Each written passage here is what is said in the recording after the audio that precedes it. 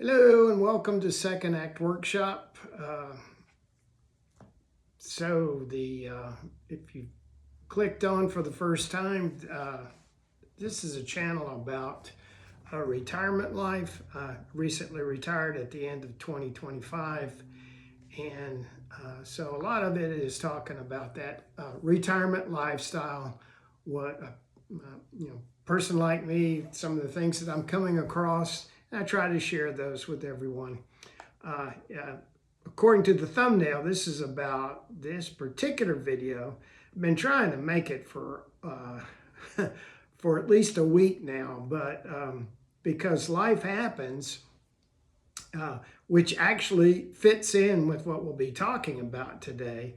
It's been kind of a struggle to get this thing put together, but here we go. We're talking about why I chose to wait to defer my Social Security and wait to start collecting it until 70. My intent was, always to really try to work till 70. I've always been quite active, really haven't had any health issues, so to speak. So, I felt pretty good about, at least working full time up until 70. And, over the years, there were a couple of periods, during layoffs and stuff. So I knew it was a way to kind of make up for some of that time. But certainly not, not so much time from when I, could have taken it at full retirement age, which for me was 66 and I think 3 months. But the extra money, because it's like 108%. Well, yeah, it's 108%, well, 8% additional than what you would have collected for at full retirement age. So 8%. For me, I felt at the time it was worth it, and money wise. Now there's all kinds of things out there as far as which financial. A financial person can sit down and run the numbers, and this is not so much a numbers thing. I was making up what I felt was because of my being healthy and wanting to work and feeling like that wasn't going to be a problem as far as maintaining full-time work till 70, that's what I would do, and I saw myself doing that. But I can share now, in retrospect, just some things to think about. I could have continued working full-time and, collected Social Security earlier, but, I really didn't want to do that. And there's some reasons why. It affects other things. It is an income thing. And there are certain plateaus and things that you have to be aware of when you do retire, like your Medicare premium is based on, they go back 2 years, and it's based on income. So there are things there that you just need to be aware of. And for my wife and I, it wasn't a matter of that we needed the money or anything like that. And again, working full time, that wasn't an issue. So, so for me, just made logical sense to me is that not, again, benefit from getting the extra, from getting the maximum I could out of the Social Security benefit for me personally. But so, waiting, it didn't affect my, my Medicare premium, because that's based on your income, and it's 2 years in the rear, is how that's looked at, and where it puts you in the scale of your Medicare premium, and that can make a big difference. So that was one of the considerations. My final, probably 7, 8 years of working full time, I chose work that certainly wasn't paying me the the type of annual salary that I was into my 50s and late 50s, where um, so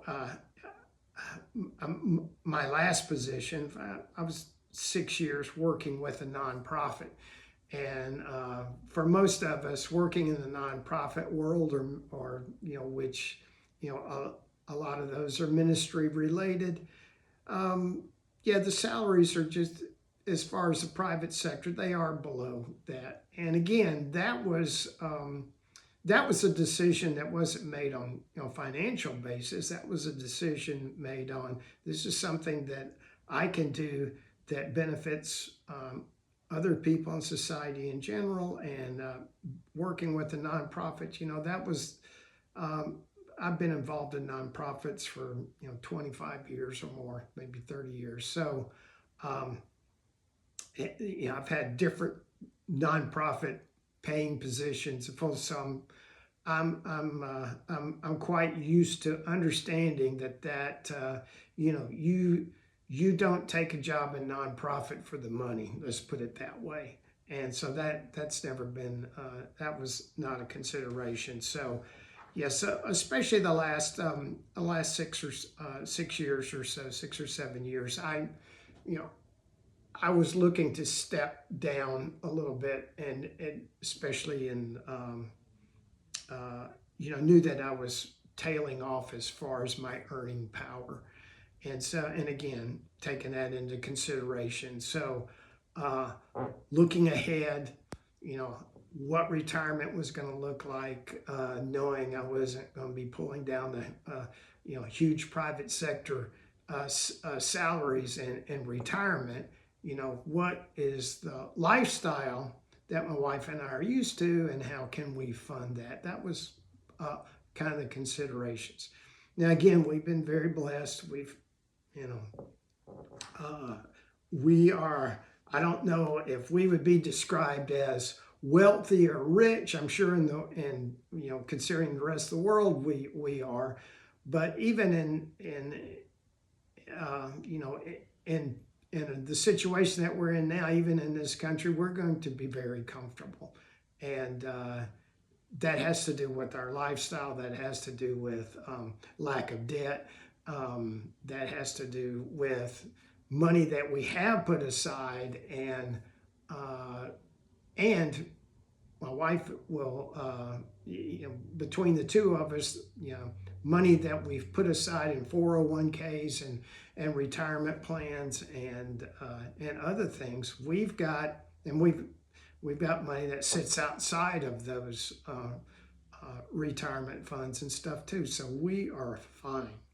We're going to be just fine. And so that was another consideration, as far as really not needing the money now, and maximizing that benefit. Now here's the counterpoint to that. When I said life happened, and I've been trying to do this video for over a week, yeah. What has happened over a period of time? I said I've always been quite healthy, never been very active. Did CrossFit for years. Was a competitive runner. All those type of things. It seems like every 5 years there was, obviously aging and everything changes things, and I was feeling it. But there is a huge difference between being 60 years old, or even 65 years old, and 70 years old. I would say within the last 3 years, 2 to 3 years, I have had more health issues than I've had my entire rest of my previous life. And so when I said life happens, I had surgery a couple of weeks ago, um, and it was it was addressing problems that I've had previously in the last couple of years. And so we've gone through this thing where I've had outpatient procedures done several times, and I just finally had to have some surgery from that wasn't outpatient; it was in the hospital.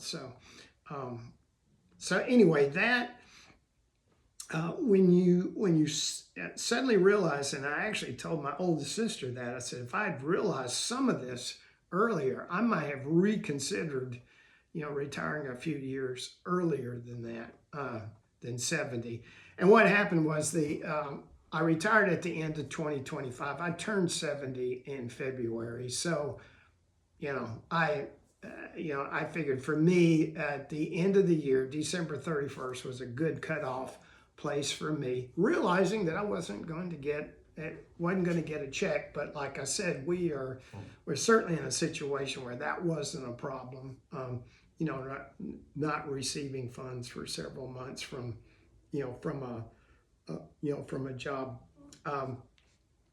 Also, I have traditional IRAs, and I've got all my 401ks and everything. I got everything else transferred over, and it's all in one.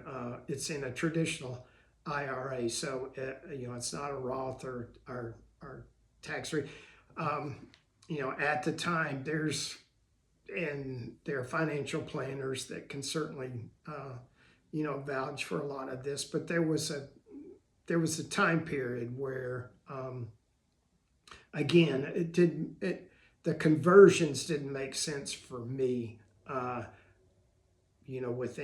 If I'd done it 10 years ago, it made a lot more sense. Just in the last 5 years or so, it just didn't make sense to do that. Again, if I had done Roth conversions just in the last couple of years, guess what? That would be affecting my Medicare premium that I'm paying right now. So there were just a lot of conditions. Plus, realistically, having 401ks in a traditional IRA, part of the plan was knowing that once reached retirement age, that our taxable income was going to go down anyway. So again, all of that was considered, and so I think money wise, again, it didn't make sense to do the Roth conversions when I finally started looking at it. So anyway, that can be considered. It's different for everyone, and again, if I was starting new and starting a 401k or a retirement plan, in my early 20s or something like that, as a new college graduate, I would go Roth all the way. But again, that wasn't that wasn't something I did. It wasn't consideration by the time I really started looking at it. So that being said, again, deferring till 70, there's a financial consideration, and again, it's different for different people. But I think the thing that a lot of us don't realize, because when we're 60, we think, okay, well, I'll be fine. May not be. And I'm learning that, the hard way. And physically, I actually saw a Facebook post the other day that said, they were talking about doing all this traveling during, when you retire. And I was so excited, but didn't realize that all that traveling I'd be doing would be back and forth from the doctor's office. So there's that part that you really need to consider. What is your health? It's not just a financial question, but it's also your lifestyle and health considerations as well, and what you're going to do with your retirement, what you're retiring to. Are you, do you want to do the heavy travel, or do you want to be involved in, things in the community or whatever? All those things need to be considered. So, with all that, yeah, for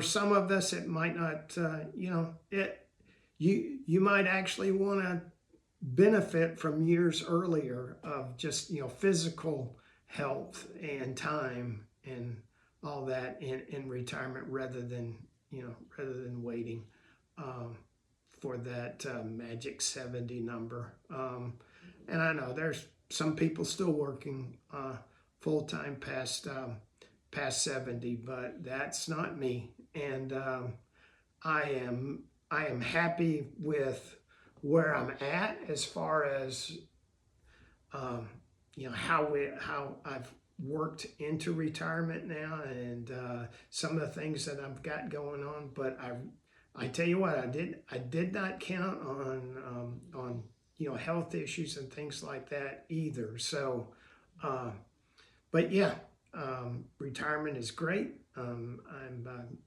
trying to make the most of it. Like I said, I've got other side businesses going on now, with doing some t-shirt designs, which that will be coming up in future videos about how people can order those. And I got the woodworking through Downward Dog Craft Guild, and craft season is upon us. I've already signed up for several craft shows coming up into this spring. So trying to recover from the surgery I just had to get ready for those. So busy and loving every minute of it. So that's my take. Just wanted to throw that out there. Certainly there's some considerations, and I'm sure there's some financial planners that are watching this video that might be going, man, he's got it all wrong. And that's okay. I'm not saying it. You do it for financial there's financial concerns and reasons too, but there's just also, knowing that life can change as you get older. It's going to be changing. So from the physical side too, and the energy side and all that kind of stuff, all those things need to be taken into consideration. Hey, if you watch this video, again, this is Second Act Workshop. This is talking about my reinventing myself and my life transition now that I'm in retirement. Please like and subscribe and share this video with others. I'm, trying to get this part going. This is one of these things in retirement that I'm, picking up to try to do. And so it's, I would appreciate it. Would love to build the subscriber base up. So anyway, thanks for watching, and wherever you are at this point in time or whatever, hey, have a great day, a great week. And I'll see you on the next video.